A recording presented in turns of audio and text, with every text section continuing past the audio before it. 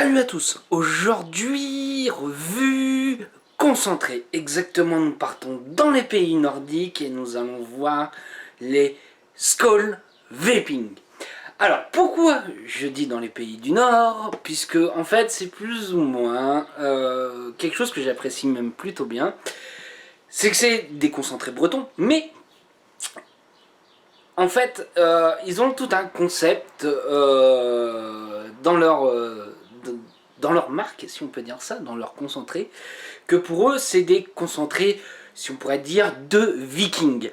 Je vais montrer un petit peu une étiquette, par exemple, ça, vous avez dû voir passer ça sur le groupe, et je mettrai le lien de son groupe en bas et en même temps je mettrai le lien de son site internet puisque c'est très bien, il nous a fait un site internet où on peut aller les acheter directement. Vous allez voir, en allant sur le groupe, je pense qu'il y a une très bonne ambiance, ce genre de choses, donc je vous conseille d'aller faire un petit tour quand même. Donc nous avons 8 concentrés dans la gamme. Pour faire un peu bref, on va partir pas sur des gourmands. On partira pas non plus sur des fruités, on partira pas non plus sur des liquides frais. Et pour moi, c'est ça que j'aime bien dans ces concentrés-là, c'est qu'on partira plus sur des concentrés pâtisserie. On n'en voit pas énormément, et ça fait plutôt plaisir, puisque des fois le gourmand peut être un peu lourd.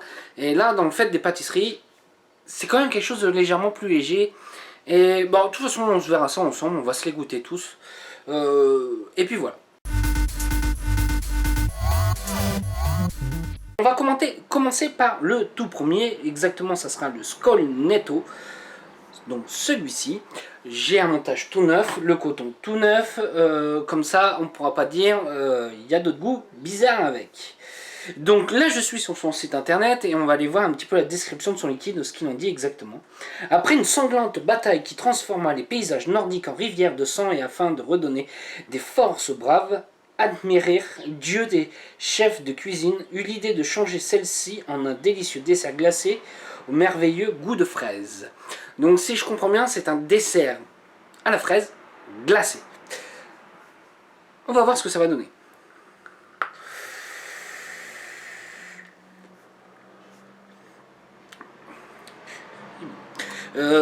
Alors moi j'ai un très bon goût de fraise. Des fraises, j'en vais beaucoup. Mais des bonnes fraises, c'est compliqué. Alors moi ce qui me surprend un petit peu dans celui-ci, j'ai l'impression d'avoir une petite note de fraîcheur pour apporter le côté glace. Pour moi on a une fraise, on a une prédominante de fraise en premier. Après on a une touche de lacté vanille un petit peu pour faire un peu la ressemblance de la glace. De la glace avec une petite pointe légère à la fin de fraîcheur. Pour vraiment avoir une glace fraise, vanille, plutôt bien réussie. Voilà. Alors au niveau des dosages, c'est conseillé sur son site. Moi j'ai fait en 100 VG, j'ai fait du 20% et ça suffit amplement. Au niveau des steps, moi j'ai parlé un petit peu avec le fabricant, il m'a dit 15 jours c'est bon. 15 jours je trouve ça un petit peu juste. Je vous dirais attendez au moins 3 semaines. Et pour certains, un mois, et ils seront très bons, ils seront même sublimés. D'autres vont dire, bah moi je les fais, je les vape direct. Non, pour moi, par rapport à mon ressenti, je les ai testés au bout de 15 jours. 15 jours, j'ai trouvé un petit peu juste. Là, on a un petit peu plus de 3 semaines, quasiment un mois. Et là, pour moi, c'est très bien. Allez, on part sur le prochain liquide. Je coupe 2 petites secondes. À tout de suite. Donc le prochain concentré, ça sera le Ivar. Alors celui-ci, je ne conseillerais pas de le doser à 20%, comme j'ai pu dire tout à l'heure. Celui-ci, ça sera plutôt 17% exactement, sinon on va avoir vraiment quelque chose d'un peu trop fort à 20%. Je suis le conseil du créateur et mes avis, il n'a pas tort, 20% sur celui-ci risque d'être un petit peu fort. Alors je vais décrire un petit peu, je vais lire ce qu'il y a sur son site pour la description et on va voir si ça donne exactement la même chose. Quand le Drakkar s'en revient des Amériques, il a dû essuyer plusieurs tempêtes et le cœur de nos braves vikings était si lourd que le capitaine Ivar se mit en tête de leur préparer une recette. Il décidit alors dans la soute il prit quelques pécans qu'il mélangeait alors à une délicieuse tarte. Donc en fait c'est une tarte noix de pécan. On va voir. Alors tout de suite j'ai une note de noix de pécan. Noix de pécan, pas grillée, pas... On va aller vraiment sur un type de... des fruits secs. Voilà, vraiment la noix de pécan, fruits secs. Limite, je sens... Alors je sais pas si c'est l'arôme noix de pécan qui fait ça. Je sens une petite note de café. Pour amener un côté, je dirais, torréfié. Ouais, pour moi c'est vraiment une tarte noix de pécan. Voilà, c'est ça, c'est vraiment la description. Ouais. Je sens même limite la crème de la tarte. Alors pour moi, honnêtement, pour le moment, ces deux concentrés là sont vraiment très bons.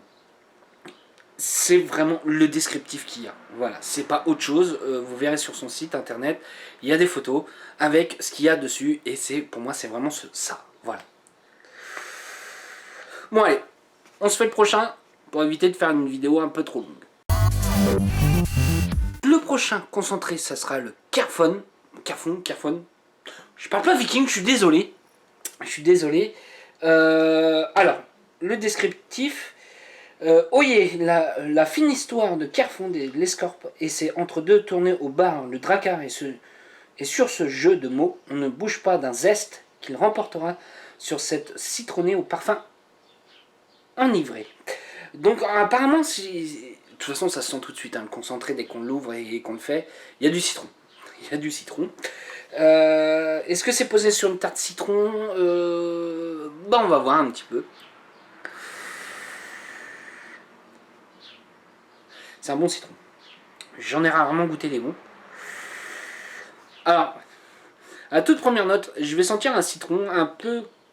Vraiment l'acidité du citron... un peu pulco si je pourrais dire. Après, je vais sentir vraiment un zeste de citron après. Juste après. Avec, je dirais, peut-être une note de gramme ou d'un biscuit sec, un petit peu. Mais on a une très grosse dominante de citron. Pour moi, c'est vraiment bien foutu. C'est vraiment bien foutu dans l'ensemble pour une simple et bonne raison. C'est que je sens un peu sur ma langue l'acidité carrément du citron. Un peu comme si je mettais un peu quelques gouttes de citron sur la langue. Et c'est ce que je sens. On n'est pas du tout sur un citron pec citron ou quoi que ce soit. Non, on se rapproche vraiment du fruit du citron. Et franchement, il est bien foutu. Allez, on part sur le prochain. Donc, le prochain concentré, ça sera le Gungnir. Désolé pour la façon que je parle, je sais pas comment ça se prononce exactement. Désolé, j'ai peut-être la barbe, mais je suis pas viking.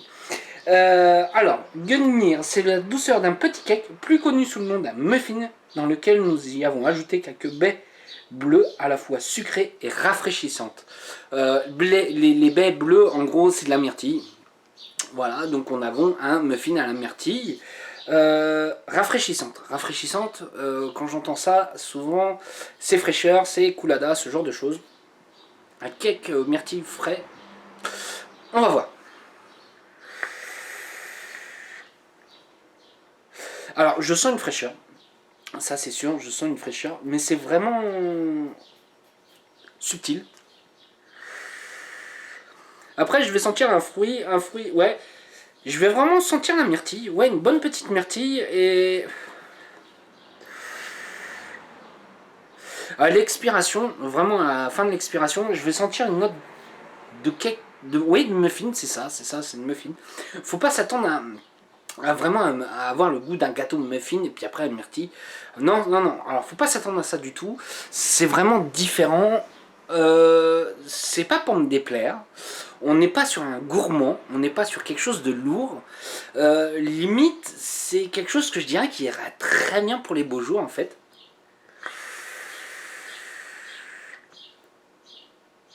Ouais, c'est ça. C'est ça. Je partirais bien là-dessus. C'est pas pour me déplaire. Alors ça change. Honnêtement, ça change. Ça change. Et c'est plutôt bien foutu. Allez, on part pour le prochain. Donc le prochain concentré, ça sera le Dina. Alors le Dina, exactement, qu'est-ce que c'est? Le Dina, c'est toute la douceur d'une tarte poire que nous avons cueillie dans les vergers de la vallée de Dinard, sur laquelle nous y avons ajouté des amandes effilées et grillées pour un dessert des plus gourmands.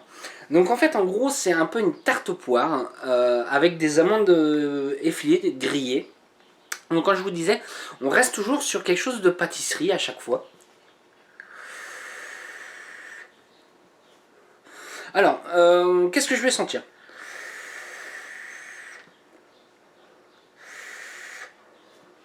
Alors, je vais sentir une note de poire avec un mélange de tarte mais sans la crème. Alors, j'ai sur le bout de la langue le nom du gâteau, mais ça me revient plus, ça me revient pas tout de suite. Ouais, les tartes poires avec la pâte d'amande. Faut pas s'attendre à une crème pâtissière avec dans une tarte. Non, non, avec une crème d'amande, ce genre de choses avec une note légèrement torréfiée qu'on peut sentir de l'amande. Honnêtement, c'est bien réussi. C'est bien réussi. Celui-ci toujours 20% et au minimum, vraiment, je dirais celui-ci un mois. Ouais, un bon 3 semaines, puisque là c'est ce que j'ai et ce que j'ai fait moi-même. Ouais, un bon 3 semaines de step. Et juste parfait, c'est subtil. La poire, on sent une poire juteuse. Ouais, voilà, c'est une tarte aux poires juteuse avec une petite note de torréfié au niveau de l'amande. Pareil. Alors par contre, ça, on va être sur quelque chose d'un peu plus gourmand. On va pas être sur un fruité vraiment. On va être vraiment légèrement plus gourmand. Et pareil, celui-ci, j'aime bien. Celui-ci, j'aime bien. Pourquoi j'aime bien? Puisque pour moi, c'est relativement très réaliste, sans avoir un goût chimique ou de bonbons ou de quoi que ce soit qui part très vite dans ces liquides-là. Enfin, dans ces concentrés, ce genre de choses. Donc voilà. Allez, on part sur le prochain liquide. Le prochain concentré, ça sera le Alexis. Alors, Alexis, qu'est-ce que c'est exactement? Alors, le roi Olaf, en affrontant au tsar Alexis, lui offrit une petite tartelette au beurre qu'il agrémenta de framboises fraîchement cueillies dans le jardin Gérard. Cela donna naissance à un dessert succulent. Donc, une tarte à la framboise.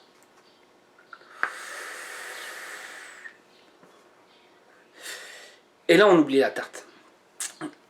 Je vais aller droit, simple et précis. Les pailles d'or, framboise, c'est exactement ça pour moi. Avec une bonne petite framboise. Vraiment le fruit, non le bonbon. Sans un côté trop sucré. Voilà, on a vraiment l'impression de manger un paille d'or en vapant. Voilà. C'est tout ce que j'ai à dire. Je n'irai pas plus loin dans la description, puisque moi ça me fait penser à ça. Et je vais répondre honnêtement, c'est un de mes préférés sur tous les concentrés que j'ai pu faire de cette marque-là. Pour moi, c'est mon préféré. Voilà. Allez, on part sur le prochain. Donc le prochain, ça sera le macaron. Petit jeu de mots. Alors pour moi, c'est un macaron à la pistache. Et on va voir.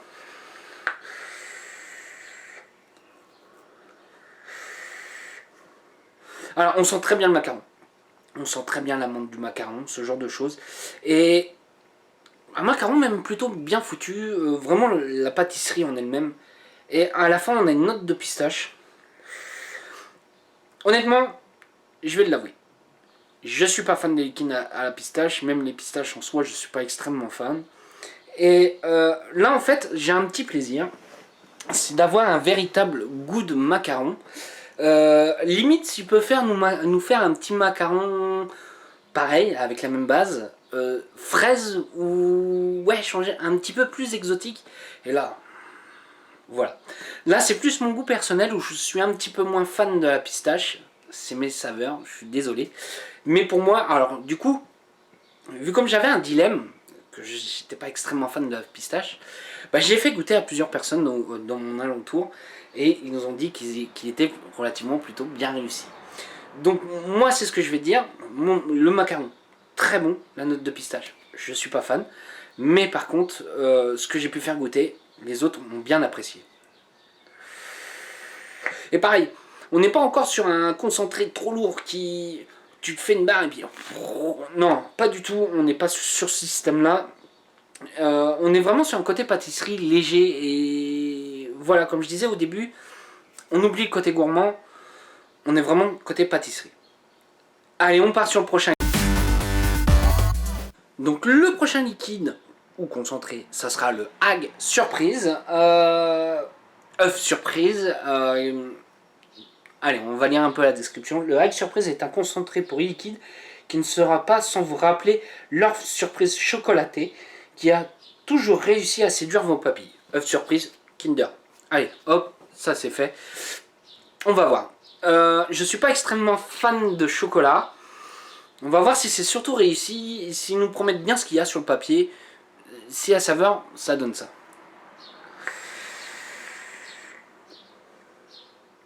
Alors on a une note de chocolat au lait.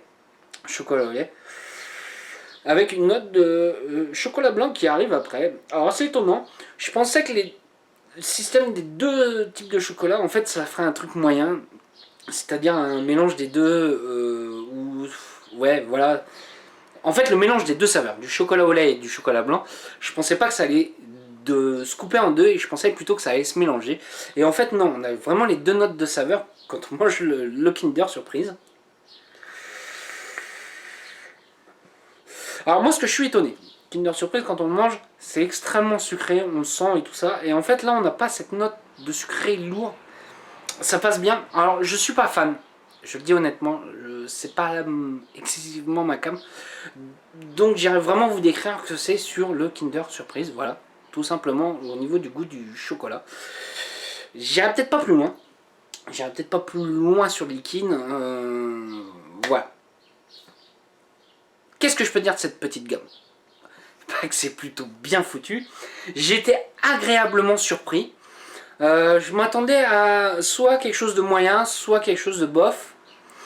Quand j'ai commencé à mettre en step, quand j'ai ouvert les flacons d'arômes, là je me suis permis de sentir un petit peu avant, voir ce que ça allait donner.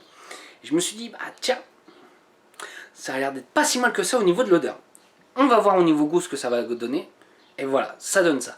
C'est vraiment ce qui a marqué sur le papier. C'est exactement ça. C'est bien foutu. On n'est pas trop sucré. On n'est pas trop lourd non plus. Ce que j'avais un petit peu peur. Moi, ce que je mettrais vraiment en avant, c'est celui-ci. Le Alexis, que j'aime beaucoup. Macaron, qui est vraiment plutôt pas mal, même si je suis pas fan de la pistache. Et le Scolnetto. Ça va être... C'est bête à dire, même si je suis pas fan de la pistache. Ça va être mes trois préférés vraiment dans la gamme. Mais dans l'ensemble, pour moi, c'est très bien réussi. Des fois, c'est subtil quand il faut, c'est puissant quand il y en a besoin.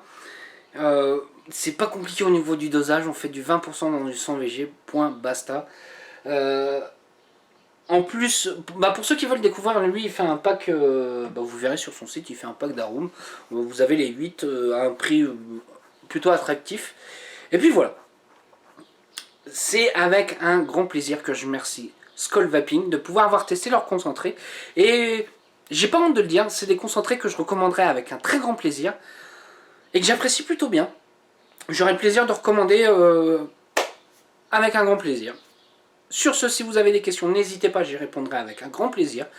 Je vais vous souhaiter une bonne journée, une bonne soirée ou un bon week-end. Salut à tous!